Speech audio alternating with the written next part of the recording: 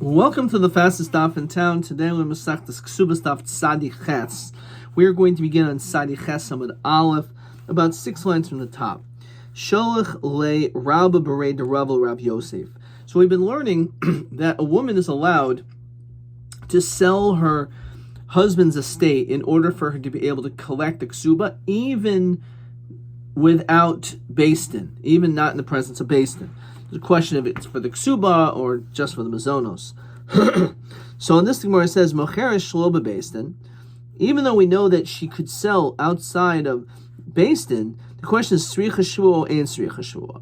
Does she need to make a shvuah or not? Rashi says, shelo govsa yoser. At least according to Rashi, a shvuah that she didn't sell more than her actual needs. Tosfos has a different shot. V'tiboilach hachraza. And the requirement of hachraza, of announcing. Armale hachraza l'mekaboili. Regarding making an announcement, that I don't have any question. The Amar Rav Zera, Amar Rav Nachman, Amana sheshama atzma. If you have a woman who evaluated a field herself, also klum. She hasn't done anything. Says Rashi, lachasada hayisayim atzma. That she buys the field and keeps it for herself. That we're going to see she cannot do. So even though she's allowed to sell the property in order to be able to get mazonos or ksuba, but she can't actually sell the property to herself. And that's what Rashi says again. Lachasada hayisaymim la'atzma. Rashi says, v'im ratzo hayisaymim. If the Yosemim want, they could pay her back the value of that field, take the field, and that's it. Now, Hechidami, what exactly is the situation here? If she announced that this is what she was doing, why would we say that she's not able to do this? It must be a proof that she actually does not make any announcements. It's only because she sold the property and kept it in essence, to herself. But if, let's say, it's mashma, if she would have sold it to someone else, that what she did is fine. And therefore, it's not necessary when she sells it to someone else that there is a requirement of hachraza. Mary says, no, really, she did make an announcement. So the question is, she announced what she was doing, then l'chara doesn't make any sense. Why would we say that lo asavul klum if she keeps it for herself? It was already announced. It was all known. The Amri law, because the Yisomim could say, man shamach. Rashi says, who accepted the sale? Loma Beis Din, because we said it wasn't done in the Beis Din, v'lo Yisomim. And the Yisomim, who they're the ones that really have this property, so it's in the Rishus of the Yisomim, she really doesn't have any authority to do this. It hasn't left the Rishus of the Yisomim. So again, the reason why she can't sell something back to herself is because it never left the Rishus of the Yisomim. And this question I got completely wrong, which was TA 22, which is, I don't know, 10 years ago or so. So maskana, the reason is because, not because she didn't make, there was no hachraza, there's the Amrul law that the Yisrael can say, man shamach. Again, who basically gave you the authorization to be able to make this transaction, to sell to yourself. After all, it never left the Rishus of the Yisrael. So therefore the Yisrael can just reimburse and take the land back as it was. Okay. So kihai dahahu gabra, and this is echoed and similar to the situation of a person, dafkidu gabe kista diasmi, that there was a pikadain of this kista diasmi. Rashi says misboy, which is like fodder, which belonged to the Yisomim, and fine. So azul shamal anavshe ba'arba me'azuze. So the woman, this Yisaima, she evaluated it for 400 herself in order for her to keep, to actually buy herself. The Akir, and all of a sudden it went up in value. Kambishis became worth 600. So Sakamei Rav Ami or Malay Man Shamach. Again, the Yisomim could say that she had no right to do this. V'hilchasa, and indeed the halacha is sricha shvua, that she does need to make a shua that, again, according to Rashi, that she didn't sell more than her needs. However, in sricha achraza, she does not need to make this announcement. Okay, next Mishnah. Almana shahaisik subasa masayim. So you have a woman, she was a basula, so her almana, the ikr ksuba was 200 zuz. And therefore she wants to collect, so she sells the estate of the husband. Umachra shavamana b'masayim, and she sold that which was really only worth 100, but she was able to get 200 for it. So she made a great deal. She's a great businesswoman, because even though it was really worth only 100, she was able to get more for it. So there was a gain. Oh, shava masayim b'mana. So also in the opposite situation, the same din will apply. If, let's say, she had property which was 200 and it was worth 200 and she got 100 for it, which means she really lost out on that transaction, niskabel ksuba. So we say in either situation she received her ksuba. So certainly we can understand the first case that that if it was worth 200, this situation was worth 200 rather, and she only got 100 for it. Well, that's her loss. She obviously doesn't know what she was doing. Rashi says, "Now, reading la at ifsad, you're the one that caused the loss. It was really worth 200, so that's what you should have been able to get, which is how much your ksuba is. The fact that you only got 100, that's not my problem." So actually, that's the second case. We have to understand why, if she actually made a great deal, why is the 200? So just push it is because at the end of the day, she got 200, and that's how much she was entitled to. So let's say her ksuba was 100. Machar shavamana v'dinner b'mana. So machar batal. So let's say again, she's only entitled really to sell 100 of property. The property should be worth 100, but she sold something which is 100 and a dinner, and she only got a mana for it. So we say the whole thing is not good. Says Rashi, she'oiso dinner ein lo reshus limchor. She had no right to sell property which was more than that which the ksuba is. So she had no right to go above in that, even though it was only a dinner more. So the question is, so maybe at least the mana should be good? No, because Nimsha, says Rashi, Nimsha shkol hamecher tos. The whole thing was a mistake. Shahar b'vasachas. It was one deal. So she had no right to make that one deal, and therefore it's not going to work. Rashi, and then Mishnah says, I feel Ameris Akser dinner.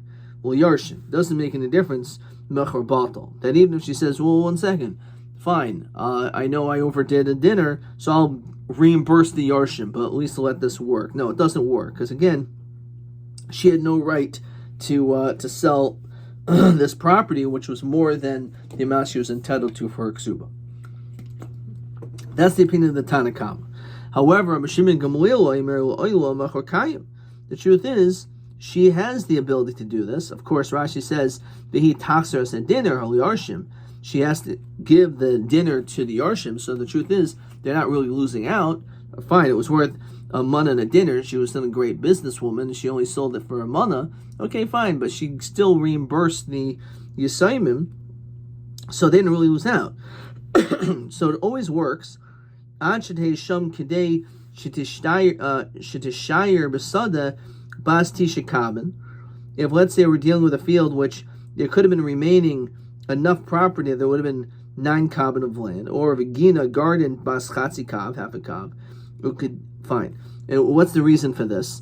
Because, says Rashi, tisha kaban kivan dieshel yisomim karka sham kishir sada. Since that actually is considered to be enough of a piece of land, Yomrula, they could say to her, we didn't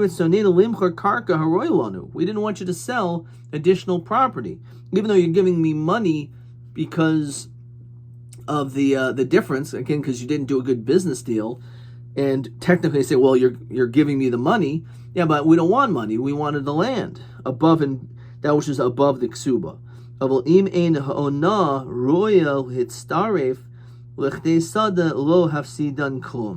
But it says, if, let's say, it's not enough to combine to the amount of a field, then they're not really losing out. Okay, because again, if it's something in which they couldn't really benefit from, would be such a tiny little property that they wouldn't really use. So therefore, it's then it would work. Okay, and so that is what Rabbi Shimon Gamliel adds. Beginabas kav chatzi kav. Ukadiv Rabbi Kiva, according to Rabbi Kiva, base roiva. So he has a different measurement. That's how, as we see elsewhere, that's the shear of a gina, of a garden. And then the Mishnah says, let's say her ksuba is 400, which we said all the way in the beginning of the Masechta. If she's, let's say, a bas kayin, so she sells to one person one field 100, which she had a right to do. Another person 100. However, lacharon yafim mana b'dinner b'mana, and then the last one she sold something which is a mana and a dinner for only a dinner. So he says shel acharon batal v'shel kulan machron kayim. So according to this, and we'll have to understand, it sounds like there was only 300 here. So what's the problem? But she again did not have the authorization to do that last transaction. But only the last one is batal. But because unlike the Reisha, where it was one transaction, so if it was not valid, so it invalidates everything, even the 100 or whatever amount is in the ksuba, that transaction doesn't work at all. Over here, since there were separate business transactions, so the first two are fine.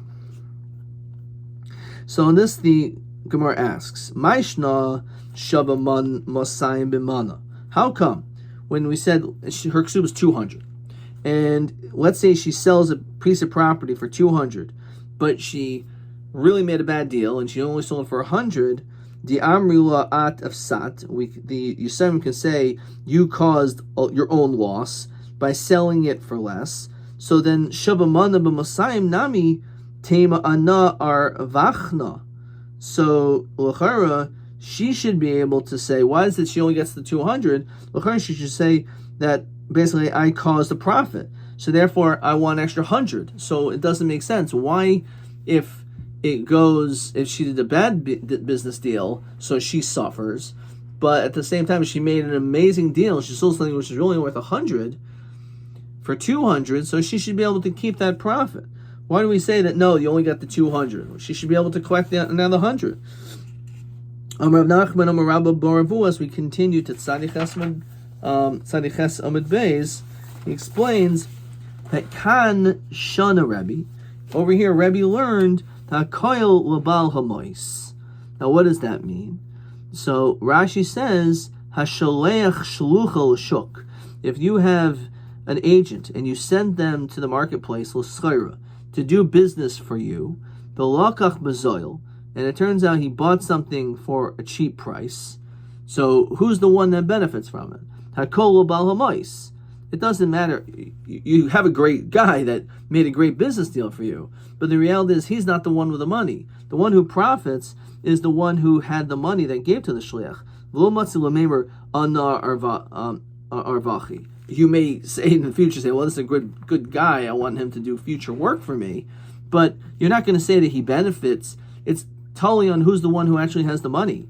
So in this situation, it's the Yisayimim, and therefore it makes sense that the Yisayimim should be the ones that benefit from the profits.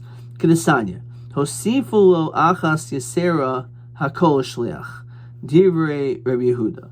So it says, let's look in Rashi. Deika plukta the tanoi b'hamilsa. It's actually a machlokas tanoim. Umaskana shaminan. At the end, we're going to say the bedavar she'in lo kitzba. When it's something which does not have a set amount, Isli Rav Yosi Hakol Labal Mois. So if there's no kitzba, there's no set amount. V'stam one Rebbe b'masnisin dehacha Rav Yosi demasnisin nami davar shein lo kitzbahu. The whole karka nimchar ba'oimid zeba pachas ve'zeba yoker. When it comes to property, Rashi says land is considered to be something which is shein lo kitzva, which does not have a set amount. And therefore, Rabbi Yossi says, when Rabbi Yossi Omer Cholkin, that is divided up, so again, this is going to be talking about a situation where there is no set amount, no set monies. So the question is, when is it split between these two, and when does the owner of the money get it all? So Omer Rabbi Mercham lo kasha, kan b'davar sheish lo kitzba, kan b'davar shein lo kitzba. So look at Rashi. Kengoin kitnius. When it comes to legumes, hanimchar b'chanus, which is sold in a store, b'midah, moli kli b'pruta. If you fill up a specific vessel, then it's worth a pruta. So that has a kitzba, that's a set amount. Im hosifo achas yisera cholken. However, if, let's say, for some reason they give you more kitnios to the shliach, then we split the difference. Why? The matana havoy. The fact that they gave you more, even though it's a set amount, so why did they give you more? It must be that it was a gift. Yesh lermel shliach nitna v'yesh lermel bal mois nitna. You can possibly say, well, who's the one that gave these extra? Who did they give these extra legumes for? Maybe to the shliach, because he was the one that was at the store. But maybe because people know that he was the shliach to the Baal Bayis, so maybe it's the Baal Bayis that they did. So therefore, according to him, if it's a davar sheyesh lo kitzba, so it ends up being split. However, says Rashi, davar she'ein lo kitzba, as we mentioned, for example, property, which is what we're talking about, and therefore, because of that, that's why the Yisomim keep all the profits.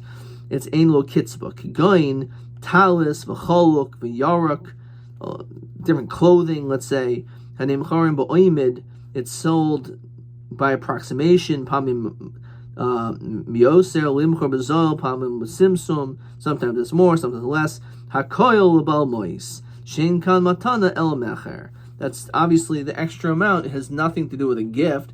It's part of the sale. So therefore, as Rashi said, when it comes to karka, that's the same din. The karka has the same din as something which has she'ein lo kitzba. Question 4. Hasholech shlucha l'shuk v'lochach shava man b'masayim l'mi ha'maiser. Who gets the benefits? So b'davar she'esh lo kitzba, if it's something which has a set amount, tanoi. If it's a set amount, that's what we said over here. However, b'davar she'ein lo kitzba, like land, hakol ba'al mois, which again is like the maskana we're saying. Amar Papa hilchasa davar she'ein lo kitzba, which again like these legumes in a cup, cholkin, that's divided evenly. Davar she'ein lo kitzba, hakol ba'al mois. So my kamashwan shinuya d'shaninan shinuyahi. It's telling us that the answer that we answered is an answer. It's a good answer.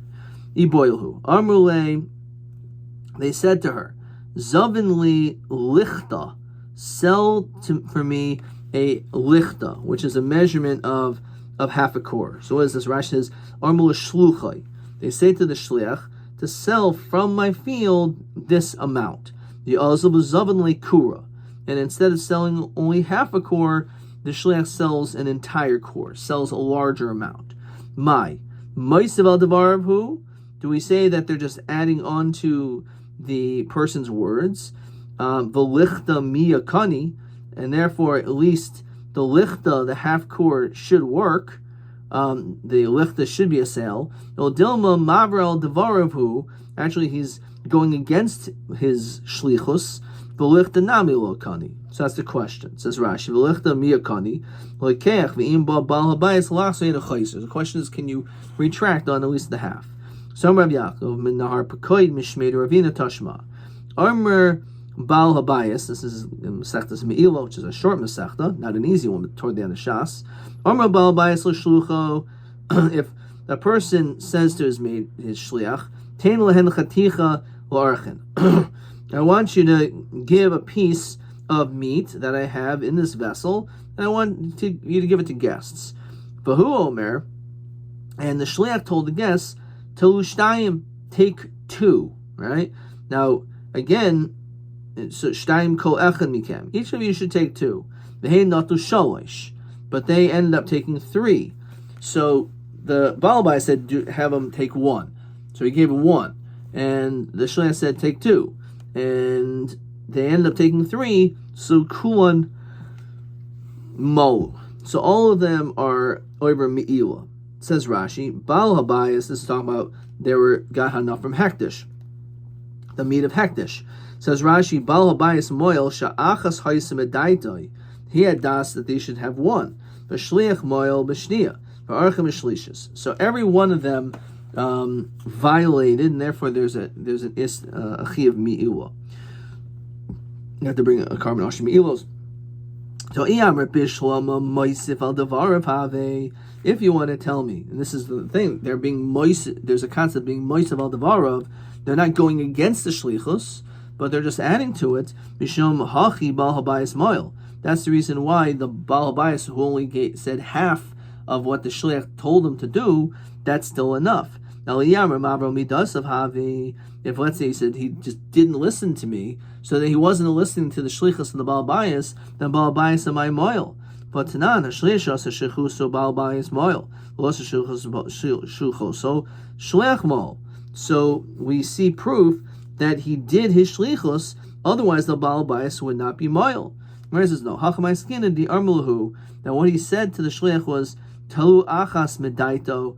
This is what the shliach said. Talu achas medaito shel bal habayis. I want you to take one based on the consent of the bal habayis. Yachas medaiti. The shaklu inhu tlos. So basically, what happened was he specified. If you're right, maybe if he said he said take two, maybe that wouldn't work because he went against the shlichus of the bal habayis. However, in this situation, the way that he framed it was take one because that's what the bal habayis said, and that is. So that's why the bal habayis says moil. Okay. Tashma. Hayisik subasa mana. So in the case where the ksuba is worth 100, umachar shava mana v'dinner. And again, as we said before, she took a field which was really worth more than her ksuba, which she had no right to sell. It was mana and a dinner, b'mana, and she sold it for a mana, machar batal. It was not a good sale. So my love, it must be that we're talking about a case, the zavin shava mana, v'dinner, b'mana v'dinner. So what happened was that they took a property which is worth a mana and a dinner, and she sold it for a mana and a dinner. Says Rashi, Shol haya b'mana v'dinner shum tois. In the transaction, there was no mistake. Umay b'mana. What does it mean that she sold it for a mana? When we're saying really she sold it for a mana and a dinner, it wasn't sold for less. It means mana shalah. She sold her mana. Says Rashi, Kolomer b'shvil mana shahayulo v'iskabel machar shava mana v'dinner shav. Umay afilu hi omeres achser as a dinner. Well, Yarshim, we said even if she gives back and says I'll give back the dinner to the Yarshim, but dinner mikarkoi v'katani machar batal. We see that it's not a good sale, says Rashi. Dinner mikarkoi achser v'ekdem in alokech shav hadinner v'achser enohem. So we say it doesn't work. So it must be, perhaps this is again a proof that the whole shlichus gets thrown out. So Rav Huna lo bid oizel. What does that mean, bid oizel? So Rashi says that what happened is they only got a mana for it, and therefore, as we said, which is how we thought, she undersold it. That's the reason why it was not a good sale. The ta'asa, the whole thing was a mistake. She sold it for less than it was actually worth. So therefore, it's not a proof either way. As we originally established, that case was a situation where she undersold it. And also, again, she didn't have a right to sell because she sold something which was more than what she had. We're going to see in the Seifa, it's talking about a case where it went down in value. So the ratio is not that case. How do we stand the Seifa? The Tani Seifa. Arba Me'azuz is 400. So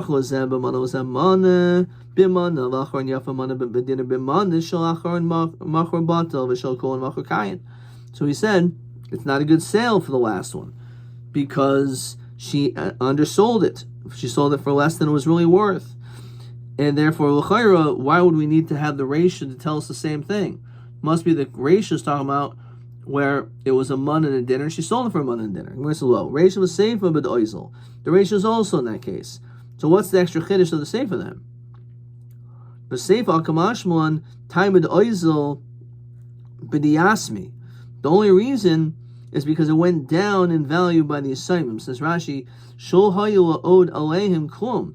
Shari ba'achron to asla. The last field was a mistake. Says Rashi, Gain. Shetasa Eitzel Echa Min Harishainim. What if she made a mistake by one of the first ones? Shaya Hatais Aleha. It would have been a mistake on her part. Shar Yeshla Oid Ligvois. She has more to collect. Vlimchor Mehen Machor Kayim. Maybe that situation would work. Machor Kayim, fine. So Hamad Areisha Shemamina Haisik Subasa Masayim. It was 200. Machor Shava Mana B'Masayim. Or Shava Masayim B'Mana Niskabuk Subasa. So we see that the ksuba works. So Ma'adatei Mahasam who De'is Talkala Mihai Beisel Gamri. She's removing herself from the house completely. Abul Hacha Nigzer Mana Rishon Atamana Achron Kamashmuan. So you would have a Havamina that even the first fields should be batal, even though it's her loss, because of the Acharoin, which is the loss for the assignment. Kamashmuan, we don't say that. Okay.